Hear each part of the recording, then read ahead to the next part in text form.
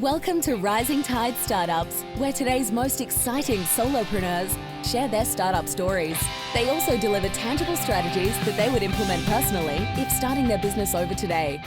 Each episode is a startup masterclass. Make sure you take notes. Take it away, Kevin. This is Kevin Pruitt with another episode of Rising Tide Startups, and I have a very special guest with me today, Simon Serverino. Simon, say hello to our audience, please. Hello, everybody. Excited to be here. So we have already been chatting about all things Italy, and it's just been fun to kind of go back down a little memory lane about the Italian football and how good they were when we lived in Europe. But Simon, this is about you, not Italian football. So please share a little bit about yourself. And if you were like at a networking event, how would you introduce yourself to our audience? I'm Simon Serverino. 18 years I've been doing only one thing, helping people double their revenue. And that's the only thing that I do. The only difference in the last 18 years is that we do it now in many countries, in every time zone, because we have scaled the method, the Strategy Sprints method. So I'm the founder of Strategy Sprints, which is a management consultancy. We help people have better sales and better marketing. And what we created is the Strategy Sprints method, which has worked thousands of times and is now a program that can be booked by B2B businesses to really quickly improve how they go to market. So just the term sprint itself indicates that this is a pretty quick and short process. I looked at your website a little bit. It's kind of like is it like a 90-day process that you've built in? Is it always 90 days or is that kind of the target? Always 90 days. Month one, after the diagnosis, the goal is to free up time from the founders. We work with small businesses and they are usually still in the weeds. So they're still doing work in the business instead of working on the business. Right. Kind of the whole and so we have thing. to free. So we have to free them up out of the weeds. So goal of month one is to regain 10 to 14 hours per week of the founder's time so that they can now work on the business. And then month two, those 10 to 14 hours, we now work on form, fit, and function of their sales system. And the sales system, meaning really from positioning to the sales script, to the message, to the conversion rate, to upsell, retainment, cross-selling, and the referral system. Who does what, and how can we improve each part of the sales system? Then month three is about, okay, now we have a machine that's working. We write down all the processes, basically all the activities that work, we write them down. Now we have an SOP manual. And now you have a machine. Now you have something that works when you sleep. It works when you're on holidays. And I'm Italian. I do 4 weeks uninterrupted beach vacation every summer. And I want this for all of our clients. Now, most of our clients are in San Francisco or in Los Angeles. They get a heart attack if I tell them, so now you schedule 4 weeks vacation, and they go, Simon, if you remove my kidney, I will work 4 hours later. That is so true. That is so true of I think Yanks in general, for sure. We get nervous when we hear Europeans talk about taking August off. Yeah, in general, and then specifically, right, the deep tech entrepreneurs in Silicon Valley that we work with, specifically the idea of 4 weeks and your business runs without you, for some people it's strange. And so we help them and say, okay, you don't have to put it in your calendar for this year, put it in your calendar for next year, and let's work towards that. And so as soon as the machine is established, then the last bit, and this is very counterintuitive because this is what most people do a lot of. For us, it's just the last 5%, and that's marketing. Most people spend money on marketing. They spend time on marketing. We advise everybody to not spend 1 cent on marketing until the very, very, very last stage of scaling, but not in the growth stage. So before you have a machine, before you have time to work on the system, not in the system. So you have extrapolated yourself from the core operations, from the delivery. Like I was the coach for 17 years. I fired myself from operations. You cannot book Simon as a coach. That's the first thing that you have to do. Then when you have gathered and supervised and trained your people, then you write all processes down. Now you have a business. Before that, it was a series of jobs, a series of projects. Now you have a business. It's repeatable. It works without you. No key person risk. And now it's also sellable. And this is when the next stage comes. Now it's a scalable business. And now you go into scaling. Until now, it was growth, which is basically hustle, work more, work more, work more. Right. Okay, it's the first couple of years. I get it. Yeah, it took me also like 2.5 years to just build it by volume. Okay, that's the beginning. But then you have to change gears. Otherwise, you will burn out. And so that's what we help people do, changing gears. And when you get to scaling, now it's the time for marketing. Now you can start putting time and money into marketing, and not even very much. But now it makes sense because you have a machine. The more leads you put in, the more conversions into deals. Well, now it makes sense. But most people who are listening right now, they are at the stage, if they just pour in more deals, that doesn't make more clients. And if they would make more clients, then they couldn't deliver. Right. That makes so much sense. The whole idea that if you're going to pour money into marketing, it's much better to pour it in when you see that the process is already working. And now all you're doing is just trying to scale it versus actually creating that growth or creating that initial revenue or that initial market that you're looking for. But is the process like, is it a flat fee? Is it a rev share? Is it if I have a small business and I want to say, hey, yes, I want this whole system, what do I do? So you jump on a call, strategysprints.com, you talk to somebody on my team, and then we find out with you what we can achieve together, and we will make a proposal. And that proposal will say, for example, okay, based on these 3 goals that we just discussed, and these numbers that you have right now, this is what we can achieve. And one number will be around sales, one about marketing, one about operations.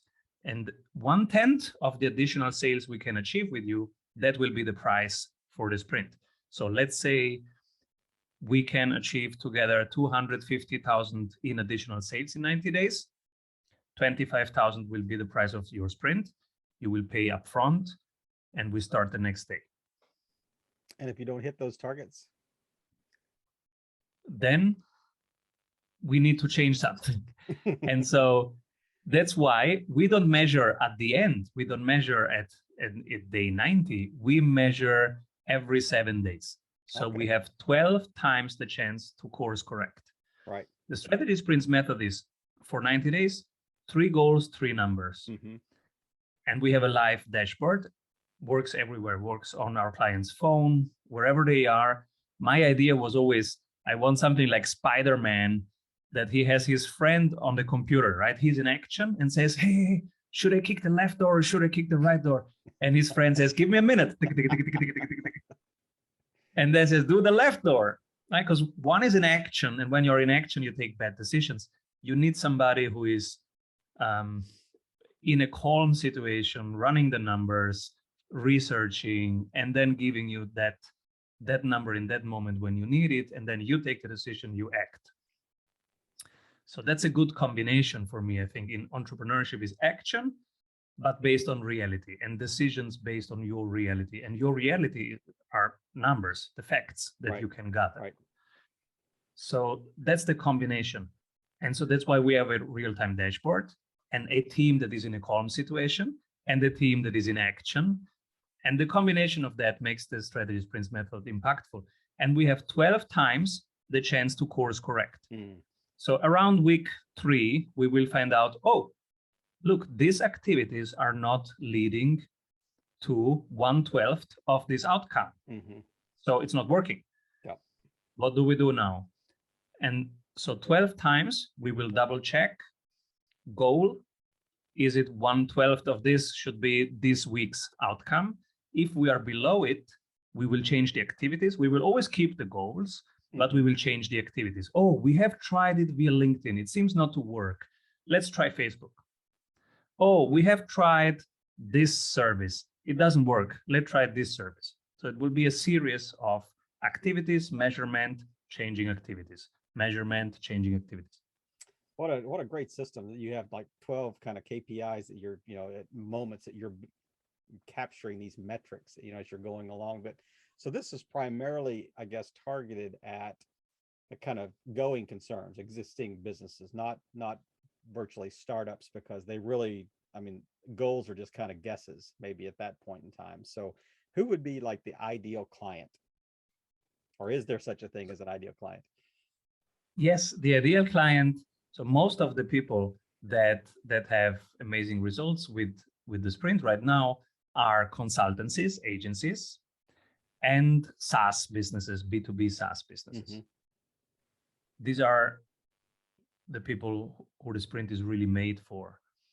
Now, they have already market traction. If they want to be eligible for the sprint, they need already market traction. And we defined market traction by being 35K MRR if they are a SaaS business, or just 35K repeatable revenue if they are a professional service per month.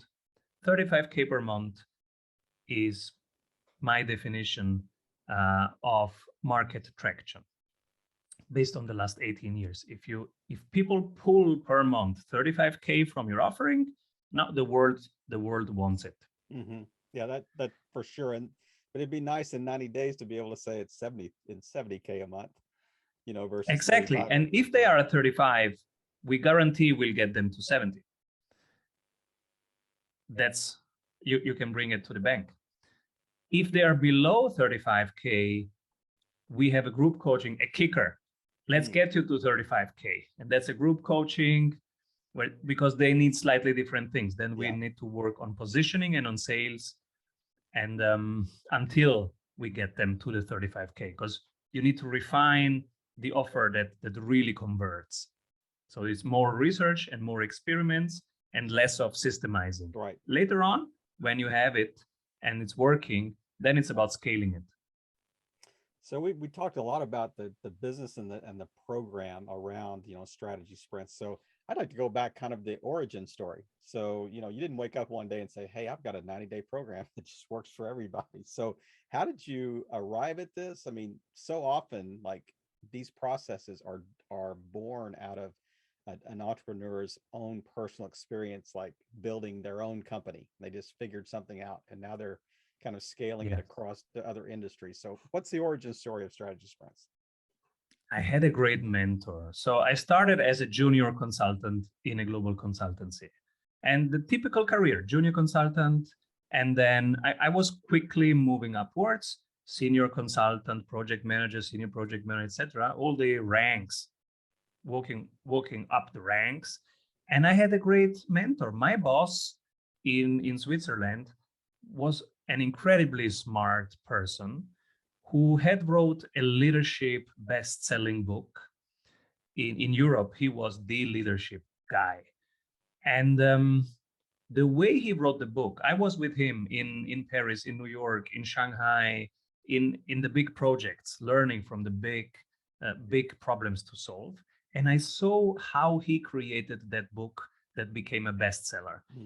And it was by running workshops. And when people would ask him questions, he would revise the chapters, and he would have it in papers for months. At some point, nobody would start questioning anything. And then he said, now the book is ready, took that pile of paper and gave it to his publisher. That's how he created his book. And that's why it was a bestseller, because it was built in action with real people. Very practical, yeah. Very practical. And so that was my formation. I said, okay, this is how you build things that really work. And that's what I did for the next 18 years. I was just, immersed in teams. We call them strategy teams. Immersed in teams that they have to think about, okay, which product in which market do we grow here or not? Do we change the business model? What do we do in that country? And so for 18 years, I was doing just that. And so I was, of course, I had to build spreadsheets and models and slides, etc., to structure all of these decisions. How do we gather the data? How do we, as an executive team, take decisions? And I was the moderator. I was the one who had to find the right form to take decisions, the meeting cadence, the decision structuring.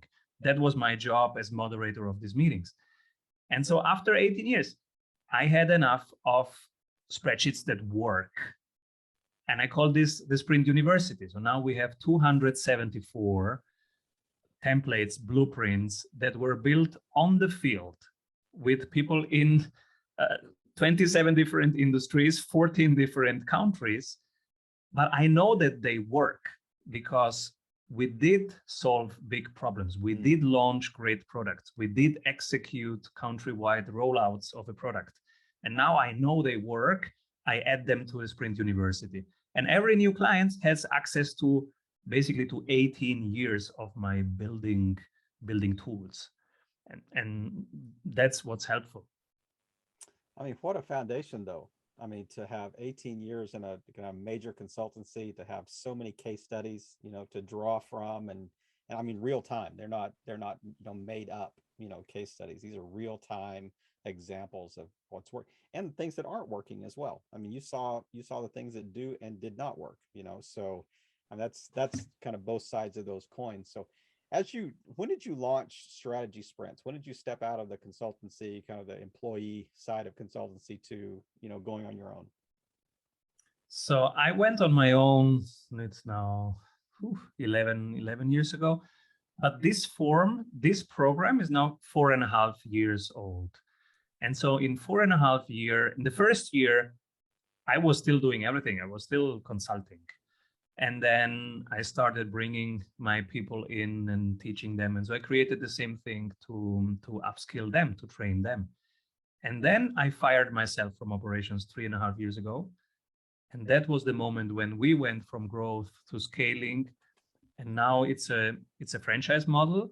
And there are certified strategy sprints coaches around the globe. We have in Los Angeles, Thomas, and in between we have in Lisboa, we have Serena, and then in Shanghai we have Lawrence, and in Singapore we have Stefan, and in between a ton of people. And every month I am adding 2 people because we are expanding and we want to have more impact. We want to help more people regain their time and their freedom.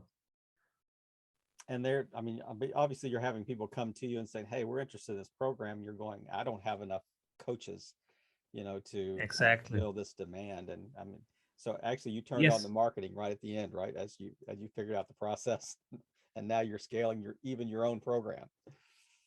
Exactly. And there are now other people who are scaling my program, because basically the sprint coach in her country, in his country, in their networks, they are solving problems. And by doing that, they are showing everybody the sprint method. So we are having ripple effects now.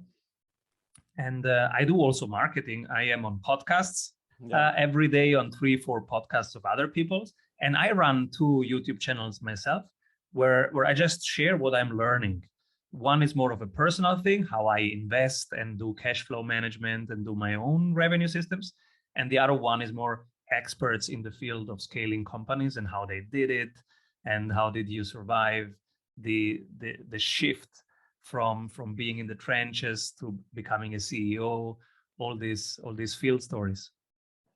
I mean, what a great transition though. I mean, of having, this mentor in Europe to kind of walk you through the process, and then you kind of stepped out on your own. So, I mean, it's always a transition going from employee to CEO or founder.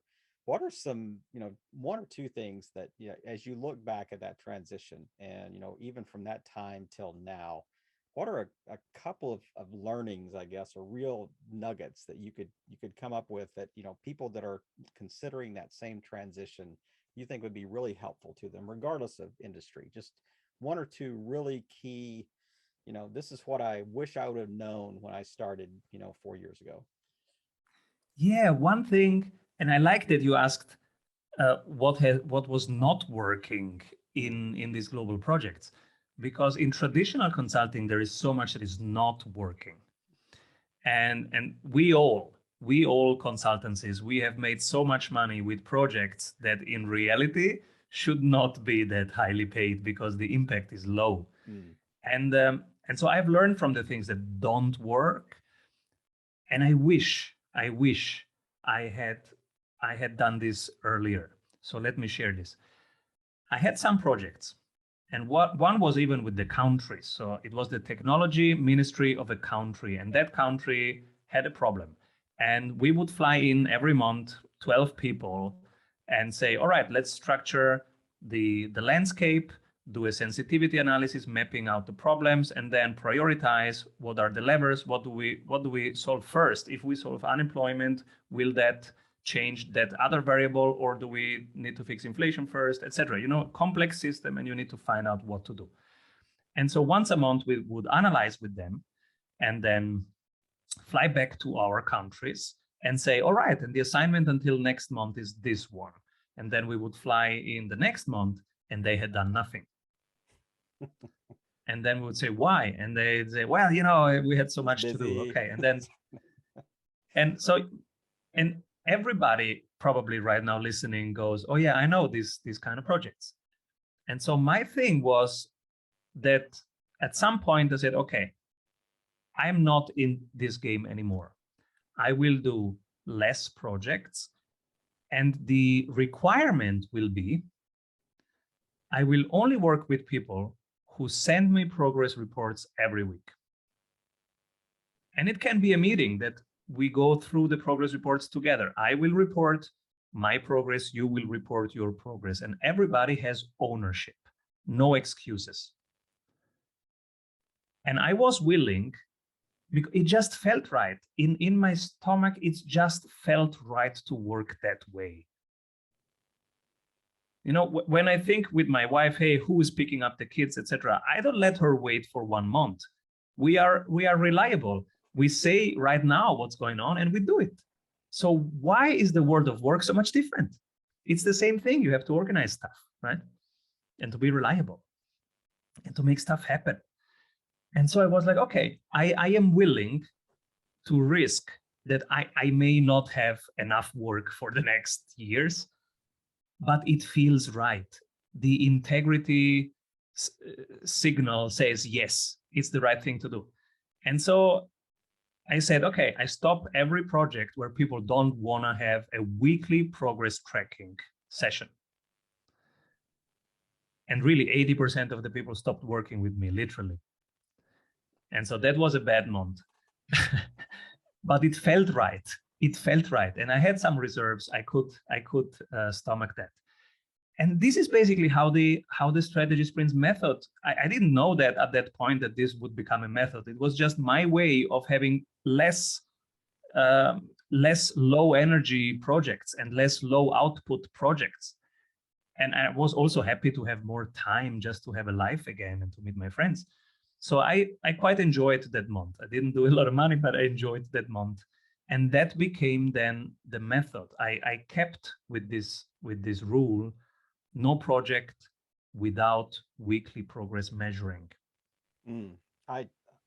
It's interesting because I've asked that question a lot on the podcast about, what you wish you knew and learning. This is maybe one of the most unique answers I have ever had a guest share. And I don't want to go by it too quickly. I want our audience to really stop, pause, and listen to what he just said. And I kind of paraphrase it in my own words, but it really is holding clients to a high accountability standard. Hold them to the ownership of their own stuff. And I love the term you used, integrity signal. What a great term, what a great thought, perspective to have when you took a risk, but you said it felt right. It felt like this is the direction we need to head, regardless of the outcome. I mean, we can course correct later if we had to, but I mean, you talk about following your gut, and listening to your own inner intuition that says this is the right way, walk this way, and I love that. I love the way you kind of phrase that. And you know what's funny? I could have seen this earlier because I was feeling it. Everybody's feeling it. If you look at the body language in projects with monthly reports, and if you look at the body language of people in projects with weekly reports, it's a complete different thing. The energy is higher in the room. People laugh more. They are motivated. It feels like in the weekly report world, it feels like people are playing basketball. When you play basketball, you want to immediately say, oh, was it a point or no point? 2 points or 3 points? You don't want to wait a month. And so I could have gotten this much earlier, but sometimes we don't look at the things directly. Like, what is the body telling you? How does it feel? The direct path is sometimes lost, and we get overly complicated and overly fancy and create 170 metrics instead of just looking, hey, look, they're fired up. What are they doing differently than them? Sometimes it is the simple things that have the biggest difference, for sure. And I that's certainly something I think you've learned over the years, and just observationally, watching not only businesses but human nature, and how it reacts. But there are so many questions I could continue to ask you. I want to honor your time today, but is there anything that we haven't touched on that you think would be really helpful to our audience, just to kind of close out today? And then make sure that you tell people where the best place to find out more about strategy sprints. Sure. So the main thing that I would give is go through your activities right now and cut them in half. And then when you have that list, cut it in half again. You can do it this week, and it will help you. If you miss those things, you can restart them 2 weeks later. But try it out. And these tools, they are all available open source on our website. It's strategysprints.com. And I share them very openly because I want people to use them. The more they get used, the better they become.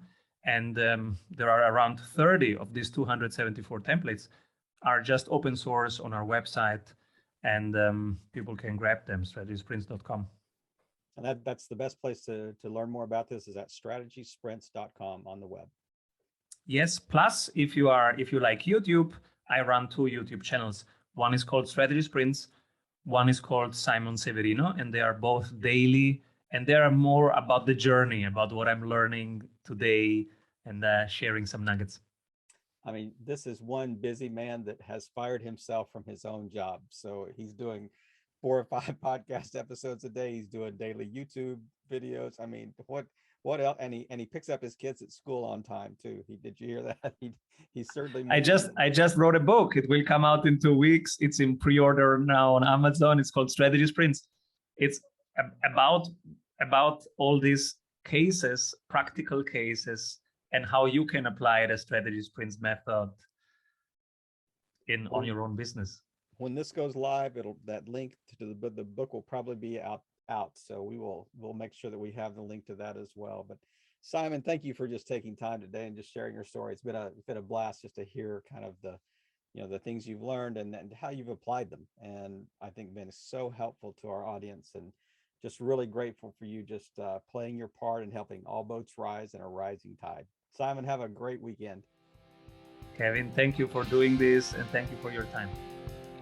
Another episode in the books. We hope you heard some great takeaways. Don't forget to subscribe and leave a 5-star review on iTunes and YouTube. As always, thanks for listening to Rising Tide.